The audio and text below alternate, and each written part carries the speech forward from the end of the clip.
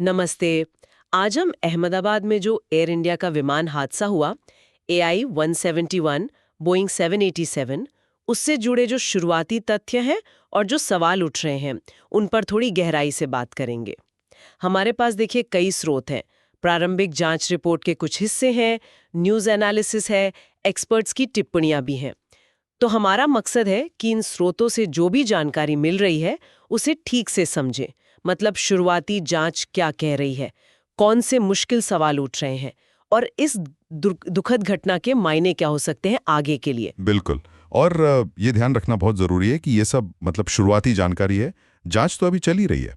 हम कोशिश करेंगे कि जो तथ्य अभी सामने हैं उनके आधार पर एक संतुलित तस्वीर पेश कर सकें। हाँ, तो चलिए शुरू करते हैं।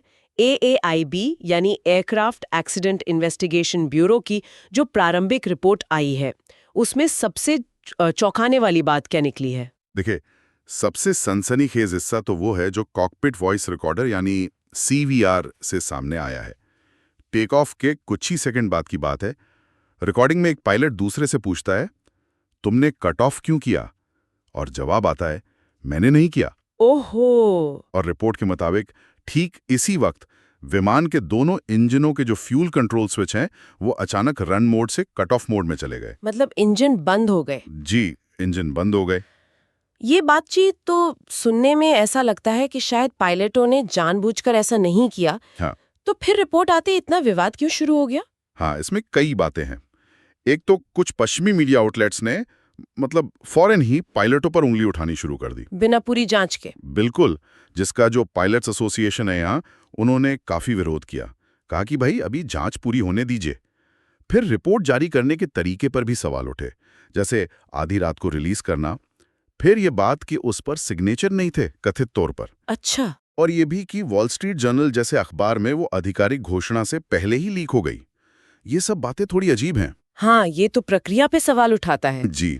और कुछ एक्सपर्ट्स ने रिपोर्ट में कुछ तथ्यात्मक गलतियों की भी बात की है, जैसे इंजन कंट्रोल की जो शब्दावली है उसमें, और जानकारी भी पूरी नहीं है ऐसा कहा गया। और ये फ्यूल स्विच वाला मामला, ये कितना गंभीर है? क्या पहले से कोई चेतावनी थी इस बारे में? ये बहुत बहुत महत्वपूर्ण सवाल है।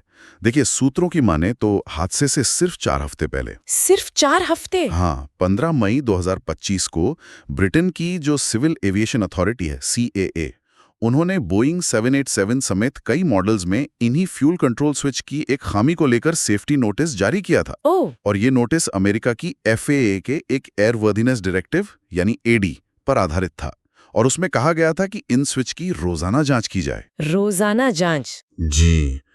AAIB की रिपोर्ट में यह भी लिखा है कि एयर इंडिया ने FAA की 2018 की एक सलाह थी, उसके हिसाब से स्विच लॉकिंग सिस्टम का निरीक्षण नहीं किया था। तो एक चेतावनी थी और एक सलाह भी थी जिसका पालन नहीं हुआ।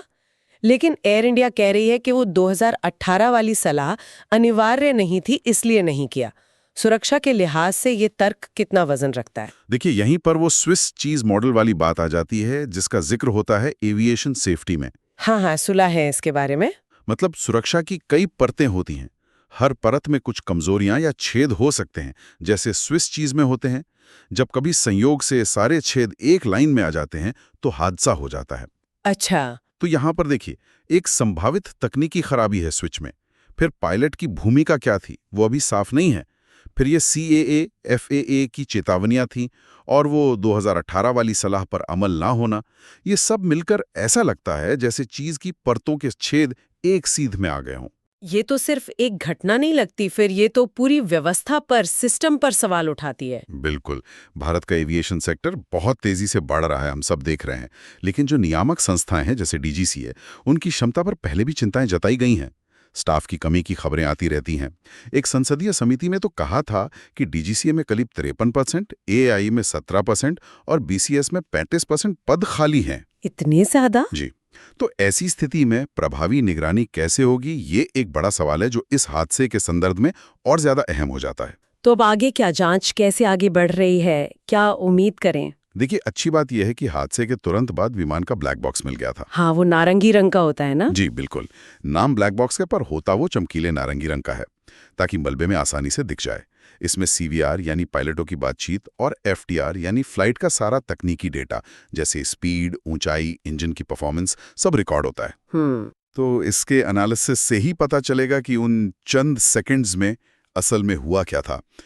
नागर विमानन मंत्री जी ने भी कहा है कि अंतिम रिपोर्ट का इंतजार करना चाहिए, जल्दबाजी में किसी नतीजे पर नहीं पहुंचना चाहिए। सही बात है। और उम्मीद यही है कि डीजीसीए अब शायद सभी बोइंग 78 विमानों के फ्यूल स्विच की एक गहन जांच का आदेश देगा। तो साफ है कि अहमदाबाद विमान हादसे की पहेली अभी सुलझी नहीं है। बहुत सारे सवाल हैं जिनके जवाब शायद पूरी और अंतिम जांच रिपोर्ट आने पर ही मिलेंगे। जी, और ये जांच सिर्फ ये पता लगाने के लिए नहीं होनी चाहिए कि दोषी कौन है।